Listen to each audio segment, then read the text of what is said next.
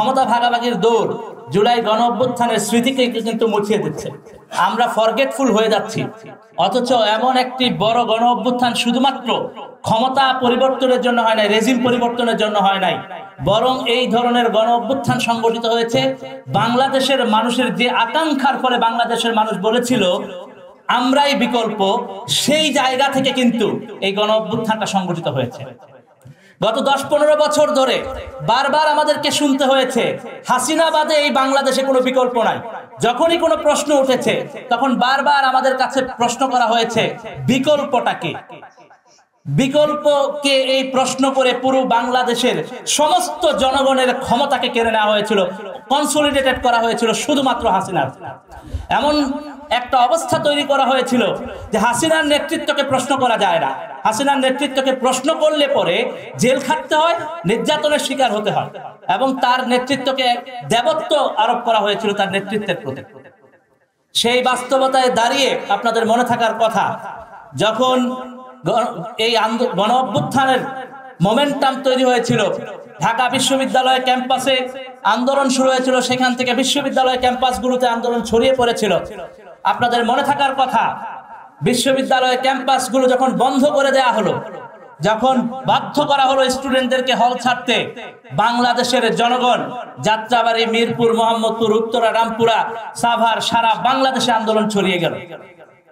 বাংলাদেশের জনগণ প্রশ্ন করতে শিখলো, আমার টাকায় কেনা অস্ত্র দিয়ে আমার ভাই, আমার বোন, আমার সন্তানের উপর কেন গুলি করা হবে? আমার ভাই বোনকে গুলি করলি কেন? এই যে প্রশ্ন, এই প্রশ্ন বাংলাদেশের মানুষ, প্রত্যেকটি মানুষ করতে শিখলো। রাষ্ট্রকে প্রশ্ন করা শিখলো। রাষ্ট্র চাইলেই কোনো জনগণের উপর নিপীড়ন চাপিয়ে দিতে পারে না। রাষ্ট্রের যে ক্ষমতা, সেই ক্ষমতাকে জনগণের উপর নিপীড়ন করার অস্ত্র হিসেবে ব্যবহার করা হয়েছিল। আপনারা দেখেছেন গুম কমিশনের রিপোর্টের মধ্য দিয়ে প্রকাশিত হয়েছে কিভাবে করে জাস্ট ভিন্ন মতের কারণে কিংবা কোনো কারণ ছাড়াই রাস্তা থেকে হ্যান্ডপিক করা হয়েছে মানুষকে, দিনের পর দিন আয়না ঘরের মতো বিভৎস জায়গায় রাখা হয়েছে। পরিবার এবং সমাজকে কি ট্রমাটিক সিচুয়েশনের মধ্য দিয়ে যেতে হয়েছে এই সমস্ত বাস্তবতার কারণে। আপনারা জানেন, রাষ্ট্রের সম্পদ লুট করে, জনগণের টাকা লুট করে বিদেশে সম্পদ গড়ে তোলা হয়েছে। ওই আওয়ামী লীগের নেতা কর্মীরা, ওই ফ্যাসিবাদের দোসরেরা, উচ্ছিষ্টভোগীরা এই রাষ্ট্রের সম্পদ লুট করে বিদেশে পাহাড় গড়ে তুলেছে। এই দেশের প্রতি তাদের কোনো মায়া নেই। যে কারণে আপনি দেখেছেন, আমরা দেখেছি, পুলিশ বলেছে যে গুলি করি একটা, মরে একটা, আহত হয় একটা, আর বাকিটি রয়ে যায়। তাদের কাছে এটা ধরার মতো জ্ঞান ছিল না যে কি করে মানুষ রাস্তায় থেকে যাচ্ছে গুলি করার পরেও। রাজপথে যারা থেকেছেন আমরা দেখেছি, আমার চোখের সামনে অনেকবার বলেছি 50-এর উপর শহীদের লাশ দেখেছি। দেখেছি কি করে গুলি, হেলিকপ্টার থেকে গুলি আসার পরেও, পুলিশ র্যাবের নির্মম গুলি চলার পরেও, আওয়ামী লীগ, ছাত্রলীগ, যুবলীগের সন্ত্রাসী বাহিনীর গুলি চলার পরেও জনগণ রাজপথ না ছেড়ে বৃদ্ধাঙ্গুলি দেখিয়েছে হাসিনাকে এবং আওয়ামী লীগকে, এবং চ্যালেঞ্জ করেছে জনগণ বিকল্প হিসেবে এই রাষ্ট্র গড়ে তুলতে চায়। এই যে বিকল্প প্রস্তাবনা গণ অভ্যুত্থানের মধ্য দিয়ে জনগণ দিল, যখন প্রশ্ন উঠলো বিকল্প নাই, তখন জনগণ যে উত্তর দিল আমি কে, তুমি কে, আমরাই বিকল্প। এই যে প্রশ্ন, এই প্রশ্নের উত্তর দেওয়ার মধ্য দিয়ে কিন্তু ফ্যাসিবাদী শাসন ব্যবস্থার বিলোপ, এই যে এক দফা ঘোষণা, এই এক দফা ঘোষণার অনুপ্রেরণা ছিল কিন্তু আমাদের সেই ঘোষণা, যেটা ছিল আমরাই বিকল্প। সুতরাং ফ্যাসিবাদী শাসন ব্যবস্থাকে যদি বিলোপ করতে হয়, তার সমাধান হলো জনতাই বিকল্প হবে। এটাই একমাত্র সমাধান। সেই সমাধান কিন্তু আমরা দিয়ে দিয়েছি। আগস্টের 1 তারিখ থেকে এই স্লোগান চলেছে, আমরা বলেছিলাম আমরা বিকল্প। এই যে রাস্তায় রাস্তায় জনগণের আন্দোলন ছড়িয়ে পড়লো, আপনাদের মনে থাকার কথা, রিক্সা চালকেরা অ্যাম্বুলেন্সের ভূমিকা পালন করেছেন, ট্রাক লরির চালকেরা রাস্তা আটকে দিয়েছেন যাতে করে পুলিশের গাড়ি রাস্তায় চলাফেরা করতে না পারে। আমরা দেখেছি মুদি দোকানদারেরা, ক্ষুদ্র ব্যবসায়ীরা, শ্রমিক শ্রেণীর মানুষেরা কিভাবে করে রাস্তায় এসে নিজেদের জীবন বিলিয়ে দিয়েছেন শুধুমাত্র আমরা যে বিকল্প এটা প্রমাণ করতে।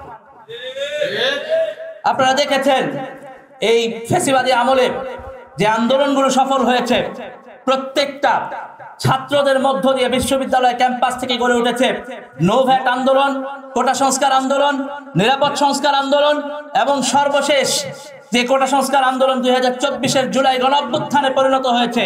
এই প্রত্যেকটা আন্দোলনে বাংলাদেশের তরুণ যুবক সমাজ নিজেদের বুকের রক্ত ঢেলে দিয়েছে কেবলমাত্র এই দেশকে এই উত্তর দিতে যে হাসিনার কাছে ক্ষমতা কেন্দ্রীভূত করে রেখে রাষ্ট্র নিপীড়কের ভূমিকা পালন করবে, এইটা এই জেনারেশন প্রত্যাখ্যান করে। আপনারা দেখেছেন মঞ্চে উপবিষ্ট আছে, এইখানে কিন্তু একটা জেনারেশনের সমন্বয় ঘটেছে। এখানে মাহমুদুর রহমান, হাসনাত কাইম ভাইয়ের একটা জেনারেশনের প্রতিনিধিত্ব করেন, মঞ্জু ভাইয়েরা একটা জেনারেশনের প্রতিনিধিত্ব করেন, আমরা একটা জেনারেশনের প্রতিনিধিত্ব করি। আমরা বলতে চাই বাংলাদেশের জেনারেশনগুলোর যদি সমন্বয় সাধন ঘটে, নবীন এবং প্রবীণের সমন্বয়ে বাংলাদেশের জনগণের কাছে ক্ষমতা পৌঁছে দিতে পারলে পরে কেবলমাত্র বিকল্প প্রস্তাবনা গড়ে তোলা হয়েছিল যে আন্দোলনের মাঠ থেকে, সেই প্রস্তাবনার সফল বাস্তবায়ন হবে ইনশাআল্লাহ। সুতরাং এইটা ব্যাটল বাংলাদেশের গণমানুষের, এই ব্যাটল গ্রাউন্ডে আমাদেরকে মনে রাখতে হবে কেবলমাত্র হাসিনার পরিবর্তন হয়েছে, ফ্যাসিবাদী কাঠামো এখনো পর্যন্ত বিলোপ হয় নাই। রাষ্ট্রে ফান্ডামেন্টাল চেঞ্জের জন্য নানা আলোচনা চলছে, কিন্তু আমরা আশঙ্কা বোধ করি যে শুধুমাত্র নির্বাচন এবং নির্বাচনের মধ্য দিয়ে ক্ষমতা পাওয়ার মধ্য দিয়ে যারা বাংলাদেশের জনগণের উপর শাসন ক্ষমতা নেবেন তারা এই জনগণকে উপলব্ধি করতে পারেন কিনা। এটা স্পষ্ট, বাংলাদেশের জনগণ যখন আমরাই বিকল্প বলেছে, সুতরাং কোন রাজনৈতিক দল যদি বাংলাদেশের জনগণকে পাশ কাটিয়ে কেবলমাত্র পুরানো রাজনৈতিক বন্দোবস্তকে এই সমাজে এই রাষ্ট্রে কায়েম করতে চায়, আমাদের যে জেনারেশন আছে, এখানে সিনিয়র জেনারেশন আছে, বাংলাদেশের সমস্ত মানুষ রাজপথে বিপ্লবী শক্তিকে খুঁজছে। সুতরাং কোন শক্তি বাংলাদেশকে আবারও নিপীড়ক রাষ্ট্র হিসেবে পরিণত করতে পারবে না ইনশাআল্লাহ। এটা আমাদের প্রতিজ্ঞা, এটা আমাদের শপথ। কারণ রাজপথ থেকে আমরা দেখেছি, যখন যাত্রাবাড়িতে আন্দোলনে রত ছিলাম তখন দেখেছি কিভাবে করে গুলি করা হচ্ছে, মানুষজন রাজপথ থেকে সরছে না, এক গ্রুপ আগাচ্ছে গুলি খেয়ে আহতদের নিয়ে আসতেছে, আবার আরেক গ্রুপ যাচ্ছে, কিন্তু কেউ ভয় পাচ্ছে না, কেউ গুলিকে ভয় পাচ্ছে না। কারো মধ্যে এই ভয় নাই যে আমরা কেউ কাউকে চিনি না, অপরিচিত, কিন্তু কেউ কাউকে ছেড়েও যাচ্ছি না, প্রত্যেককে ভালোবেসেছি, রাজপথের আপন হয়েছি, সহযোদ্ধা হয়েছি। সুতরাং আমি এই আলোচনা সভা থেকে আপনাদেরকে আহ্বান করতে চাই, বাংলাদেশের জনগণের কাছে বাংলাদেশের জনগণের যে ক্ষমতা, সেই ক্ষমতাকে ফিরিয়ে দিতে পারলে পরে যে গণ অভ্যুত্থান সংগঠিত হয়েছে, সেই গণ অভ্যুত্থানের আকাঙ্ক্ষা বাস্তবায়িত হবে। আমি আপনাদেরকে বলতে চাই, আপনাদের মনে থাকার কথা, যখন 9 দফার কথা বলা হলো, পত্র পত্রিকা ইলেকট্রনিক মিডিয়ার অধিকাংশগুলোই প্রচার করলো 8 দফার কথা। তখন ইন্টারনেট নাই, কিচ্ছু নাই, যোগাযোগের অবস্থা নাই, তারপরেও বাংলাদেশের জনগণ তার অন্তর দিয়ে কেবলমাত্র 9 দফাকেই উপলব্ধি করেছে। বাংলাদেশের জনগণ কিন্তু বহু আগে 1 দফা ঘোষণা করেছে, 1 দফা 3রা আগস্ট ঘোষণা হয়েছে, কিন্তু বাংলাদেশের জনগণ রাজপথে লড়াই করে নিজেরাই কিন্তু 1 দফা ঘোষণা করে দিয়েছে। তারা এই রকম নিপীড়ক রাষ্ট্র আর চায় না। এই যে গণ অভ্যুত্থান, এই গণ অভ্যুত্থানের ফলে আপনারা লক্ষ্য করবেন যে আমরা শুধুমাত্র রেজিম চেঞ্জ চাই নাই, আমরা পুরো ক্ষমতা কাঠামোর পরিবর্তন চেয়েছি। সেই ক্ষমতা কাঠামোর পরিবর্তনের জায়গায় আমরা দেখতে পাই রাষ্ট্র এবং রাষ্ট্রের যারা আছেন তারা বোধহয় বুঝতে পারেন না, রাজপথে থাকা বিপ্লবীরা যখন আপোষ না সংগ্রাম স্লোগান দেয়, সেই স্লোগানের বিপ্লব বোধহয় রাষ্ট্রে বসে থাকা লোকেরা বুঝতে পারছেন না। আমরা যখন রাস্তায় দাঁড়িয়ে ক্ষমতা না জনতা স্লোগান দিয়েছি, আপোষ না সংগ্রাম স্লোগান দিয়েছি, দালালি না রাজপথ স্লোগান দিয়েছি, সম্ভবত এই স্লোগানগুলোর বিপ্লব, এই স্লোগানগুলোর আগুন, এই স্লোগানগুলোর মর্মার্থ বোঝার, উপলব্ধি করার শক্তি বাংলাদেশের রাষ্ট্রের চেয়ারে যারা বসে আছেন তারা বুঝতে পারছেন না।